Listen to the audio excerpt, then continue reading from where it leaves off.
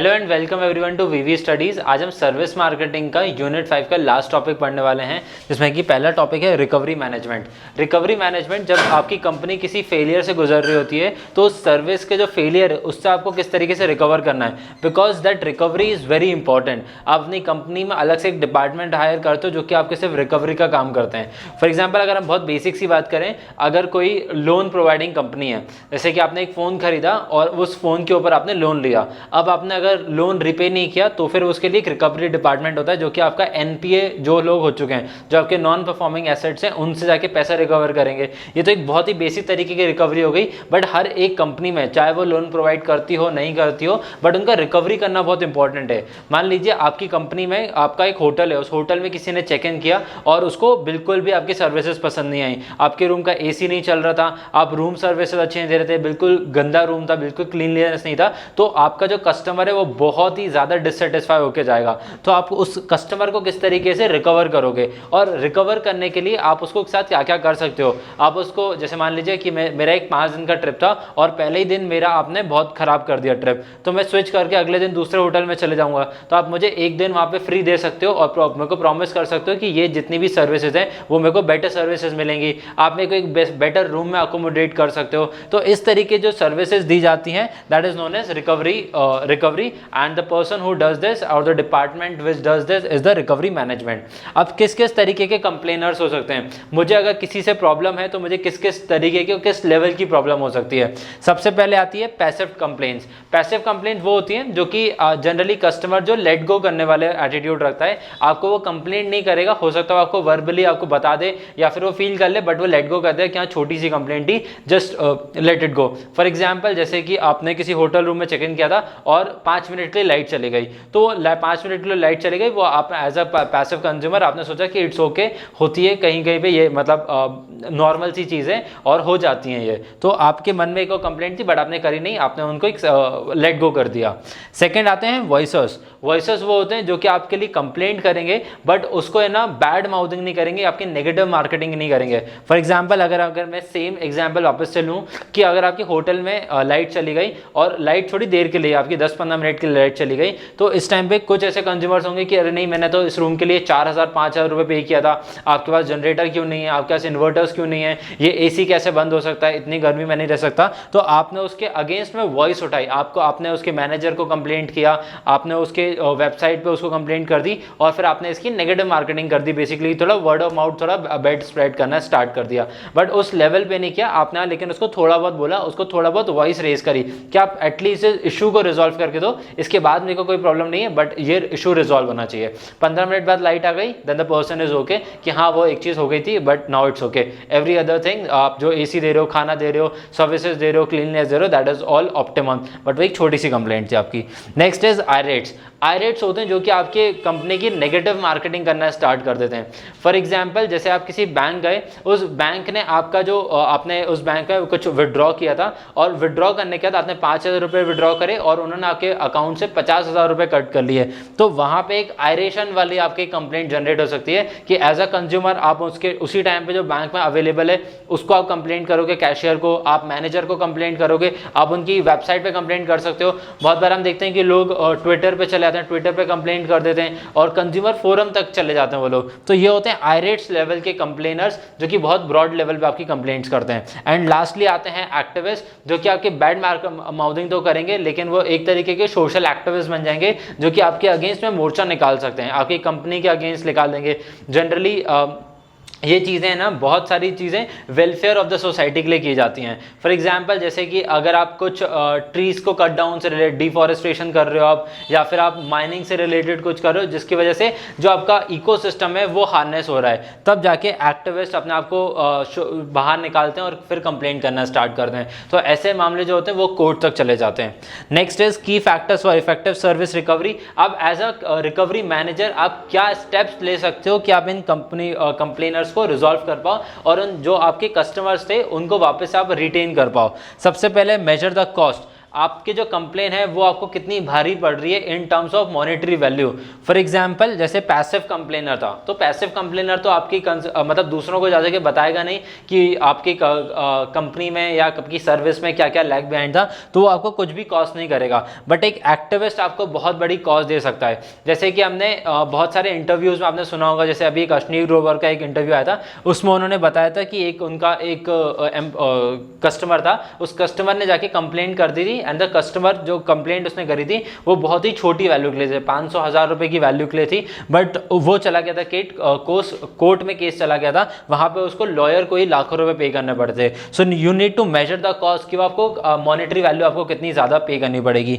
Next is encourage complaints. आपको लोगों को जो आपके कस्टमर्स हैं उनको आपको प्रमोट करना पड़ेगा कि वो आपके अगेंस्ट में कंप्लेंट करें, ताकि आपके कंपनी को पता चल जाए, उनको फीडबैक मिल जाए कि आप कहां पे लैग बिहाइंड कर रहे हैं, ताकि जो पैसिव कंप्लेनर्स हैं वो एक्टिविस्ट या आयरेट्स में कन्वर्ट ना हो। आप अगर छोटे से लेवल पे उसको नीच लेवल पे अगर रिजॉल्व कर दोगे तो कभी बहुत बड़ी प्रॉब्लम नहीं बन पाएगी।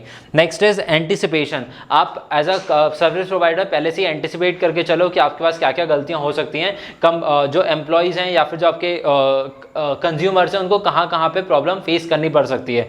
जैसे आप कहीं पे मूवी देखने गए हो और मूवी देखते वक्त आपका एसी काम नहीं कर रहा, आपका साउंड सिस्टम काम नहीं कर रहा, आपके इलेक्ट्रिसिटी चली जाए, तो ये बहुत ही छोटी छोटी बेसिक चीज़ें होती हैं जिसको एज अ मैनेजर आपको पहले से एंटिसिपेट करना है कि ये प्रॉब्लम्स आ सकती हैं, तो आपको इनको किस तरीके से रेक्टिफाई करना है। Next is quick response. आपके अगर किसी ने अगर आपको फीडबैक दिया है, अगर नेगेटिव फीडबैक दिया है, तो आप उसको उसी एट टाइम आप उसको इंस्टेंटली रिजॉल्व करो। अगर कोई कंप्लेन फेस कर रहा है तो आप उसी को उसी टाइम पे आप रिजॉल्व करो। ऐसा नहीं हो कि आपने अभी कंप्लेंट करी और आप 2 घंटे बाद रिजॉल्व करो। जैसे इलेक्ट्रिसिटी में होता है, जहाँ पे PSU मतलब पब्लिक सेक्टर अगर इलेक्ट्रिसिटी आती है, गवर्नमेंट अगर इलेक्ट्रिसिटी सप्लाई करती है, तो ये चीज़ हमें बहुत फेस करना पड़ता है कि उनका स्लो रिस्पॉन्स रहता है। बट जैसे महाराष्ट्र हुआ, गुजरात हुआ, तेलंगाना हुआ, जहाँ पे प्राइवेट कंपनीज आपको इलेक्ट्रिसिटी दे रही हैं, तो वहाँ पे आपको एक फास्टर रिस्पॉन्स देखने मिलेगा, बिकॉज वहाँ पे कट थ्रोट कॉम्पिटिशन है। Next is employ training. आप अपने एम्प्लॉयज़ को ट्रेन करके रखो किस तरीके से बिहेव करना है, किस तरीके से इश्यूज़ को रिजॉल्व करना है, किस तरीके से कस्टमर्स का फीडबैक लेना है। Next is empowerment of your front line workers. जो आपके सेल्स पर्सन है, जो आपके कस्टमर्स को फेस करने वाले, आप उनको एम्पावर कीजिए, उनके हाथ में थोड़ी सी पावर दीजिए ताकि वो उसी टाइम पे क्विक डिसीजंस ले पाएँ। अगर मान लीजिए आपका कोई एम्प्लॉई है जिसको आपने ट्रेन नहीं करके रखा है और उनके पास में कोई भी पावर नहीं है, तो क्या वो क्विक रिस्पांस ले पाएंगे? बिल्कुल नहीं, उनको टाइम लगेगा। वो अपने अथॉरिटी मतलब पहले अपने सुपीरियर को बताएंगे, फिर उनका सुपीरियर उनके सुपीरियर को बताएगा। तो जब तक ये इन्फॉर्मेशन कैरी ऑन होगी तब तक कंप्लेनर जो होगा वो उसका शायद थ्रेशोल्ड ही निकल जाए, वो और ज़्यादा उससे एंग्री हो जाए। तो इस वजह से अगर फ्रंट लाइन वर्कर के पास ही पावर रहेंगी to give discounts, to give coupons, to give loyalty points या फिर to resolve any such issues, तो उसी टाइम पे आपका इशू रिजॉल्व हो जाएगा। Now coming on to the next topic, that is concept of quality services. आप अगर जैसे हमने पढ़ा रिकवरी मैनेजमेंट कब करोगे? जब आपके पास में क्वालिटी सर्विसेज पुअर रहेंगी। सो इट्स वेरी इंपॉर्टेंट कि आप अपनी अपनी सर्विसेज की क्वालिटी को इंप्रूव करके रखो। अपने हमेशा जो मार्केट है उसमें बेस्ट रहने की कोशिश करो, ताकि आप हमेशा एक तरीके के मार्केट लीडर बने रहो। जैसे कि हम PVR का सुनते हैं कि सिनेमाज में PVR की साउंड क्वालिटी बहुत अच्छी है, उनकी सीट्स की क्वालिटी बहुत अच्छी है। आप वहाँ पे मूवी देखने जाओगे तो आपको एक अच्छा एक्सपीरियंस मिलेगा। बट अगर आप किसी सिनेप्लेक्स में, किसी लोकल सिनेप्लेक्स में चले जाओगे तो आपको शायद उतना अच्छा एक्सपीरियंस न मिले जो आपको PVR दे रहा है या सिनेपोलिस दे रहा है या फन सिनेमा दे रहा है। तो आपको जहाँ पे क्वालिटी मिल रही है वहाँ पे आपको एक बेटर एक्सपीरियंस भी मिलेगा। अब किस किस तरीके के सर्विस क्वालिटी इश्यूज हो सकते हैं? सबसे पहले इंटैंजिबल इश्यूज क्योंकि सर्विसेज इंटैंजिबल होती हैं, तो वहाँ की जो प्रॉब्लम्स होंगी वो बेसिकली इंटैंजिबल होंगी, जिसको आप देख नहीं सकते हो, बट हाँ आपके एक्सपीरियंस में हार्नेस करेगा। जैसे अगर साउंड क्वालिटी अच्छी नहीं आ रही तो वो इंटैंजिबल है, but as a viewer, as a consumer आपको वो चीज़ बहुत ही लैग बिहाइंड करेगी। आप बहुत टाइम वहाँ पे मूवी देखने नहीं जाओगे, आप कोई 3D मूवी देखने का, वहाँ पे ग्लासेस अच्छे नहीं है, अगेन इट्स एन इंटैंजिबल कि आप उसको अच्छे तरीके से विजुलाइज नहीं कर पाए, but it's a very bad service. Next is inseparability. जो बिजनेस होता है आपका वो आपकी सर्विस से किस तरीके से इनसेपरेबल है। आपका जो प्रोवाइडर है और जो कंपनी है वो आपके लिए इनसेपरेबल नहीं होना चाहिए अगर वो दोनों हैंड इन हैंड काम करेंगे। फॉर एग्जाम्पल जैसे कि हम थर्ड पार्टी सर्विसेज की बात करते हैं, बहुत सारी कंपनीज ऐसी हैं जो कि अपने कस्टमर सर्विस को थर्ड पार्टी कर देते हैं, जो BPO वगैरह सर्विसेज होती हैं, तो उसको अगर आप सेपरेट कर देते हो ना तो वहाँ पे आपकी कंपनी का लिंक खत्म हो जाता है। अगर आप दोनों को जोड़ के के रखोगे तो दोनों हैंड इन हैंड अच्छे तरीके से काम करेंगे। Next is heterogeneous nature. Heterogeneous, hetero मतलब होता है अलग अलग, इंडिपेंडेंट या फिर दोनों से एकदम वाइस वर्सा नेचर हो सकता है कि आपका जो कंपनी है उसमें जो अलग अलग तरीके की सर्विसेज मिल रही हैं और दोनों ही सर्विसेज एक दूसरे से बहुत अलग हैं, तो आपको हार्नेस करना पड़ेगा, उन दोनों को मिलाना पड़ेगा ताकि वो दोनों एक साथ काम कर पाएँ। नेक्स्ट है सर्विस क्वालिटी डायमेंशंस। अब अलग अलग डायमेंशंस के बेसिस पे आप देख सकते हो, जैसे कि रिलायबल, कितनी रिलायबल है वो सर्विसेज। जैसे आप किसी कंपनी में आप अगर लेट सपोज कि आप वहाँ से कार डिटेलिंग सर्विसेज लेने गए, अब आप जो कार डिटेलिंग सर्विस लोगे वहाँ पे कितनी रिलायबल है, आप उसके ऊपर कितना काम देख सकते हो। फॉर एग्जाम्पल आपने कहीं पे कार डिटेलिंग की सर्विस ली, रेस्टोरेशन कराया, पेंट कराया और वो 10 दिन बाद ही खराब हो गया, तो आपके लिए तो वहाँ पे कुछ उनका डायमेंशन ही नहीं है, कोई अच्छी सर्विस ही नहीं है। आपका कम से कम 2, 3, 4 साल तक चलनी चाहिए वो सर्विसेज। तो आपके पास में ये छोटी छोटी जो डायमेंशन हो जाते हैं उसके बेसिस पे अपनी क्वालिटी को जज कर सकते हो। And last is quality standard, जो मार्केट प्रोवाइड कर रही है और जो आप प्रोवाइड कर रहे हो वो उसमें कितना स्टैंडर्ड में डिफरेंस आ रहा है। जैसे कि हमने पहले एग्जाम्पल समझा था मल्टीप्लेक्स और सिनेप्लेक्स में डिफरेंसेस, तो वही आपके स्टैंडर्ड्स को बताता है और इसी स्टैंडर्ड के बेसिस पे आप अपनी कंपनी की प्राइसिंग भी करते हो। Next is key components of quality services. First is listening. आपका as a sales person and as a spokes person आपकी ड्यूटी है कि आप अपने कंप्लेंट्स को अच्छे तरीके से सुनो और एज आपने जो भी आपने आपके कंज्यूमर ने कंप्लेंट करी है वो आप नोट डाउन करके अपने सुपीरियर्स को बताओ उनको, ताकि वो एज अ मैनेजमेंट डिसीजन ले पाएँ और इस प्रॉब्लम को रिजॉल्व करें। So sales person should be a good listener. Next is reliable भी होना चाहिए। अब आपने जो सर्विसेज ली हैं अगर वो रिलायबल ही नहीं है, आप उनके ऊपर अगर जैसे हम बोलते हैं ना कि चाइना का माल है, चला तो शाम तक नहीं, चलो चांद तक, मतलब आपने लिया और वो शाम को खराब हो गया, तो ऐसे प्रोडक्ट पे आप बिल्कुल रिलाय नहीं कर सकते हो।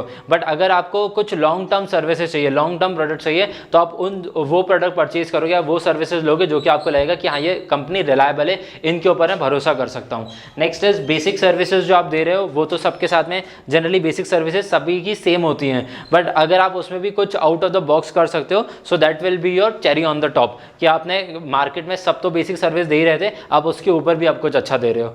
नेक्स्ट इज रिकवरी, आप किस तरीके से कर रहे हो। रिकवरी के हमने सारे पैरामीटर्स देख लिए थे कि अगर कोई गलती हो गई है तो आप उसको रिजॉल्व किस तरीके से कर रहे हो। एंड लास्टली टीम वर्क, जो आपके एम्प्लॉयज हैं, जो आपका पूरा का पूरा मैनेजमेंट है, वो सब इनलाइन करना चाहिए और सबके अंदर बहुत ही अच्छा कोहेसिवनेस होना चाहिए, टीम वर्क बहुत अच्छा होना चाहिए। ऐसा नहीं हो कि सेल्स पर्सन और जो मैनेजर है उनके बीच में कोई लिंक ही नहीं है, वो अच्छे तरीके से कम्युनिकेट ही नहीं कर रहे हैं। जब वो दोनों अच्छे तरीके से कम्युनिकेट करेंगे तभी आपका जो लोअर लेवल मैनेजमेंट है उससे बात आपके टॉप लेवल मैनेजमेंट तक जा पाएगी और हर लेवल पे आप इस इशू को रिजॉल्व कर पाओगे। I hope these 2 topics are clear to you. Unit 5 हमारे यहाँ पे खत्म हो चुका है और आपके अगर कोई भी अगर इशू आ रहा है, कोई भी टॉपिक अगर क्लियर नहीं हुआ है, then please leave your queries in the comments down below. Thank you for watching the video.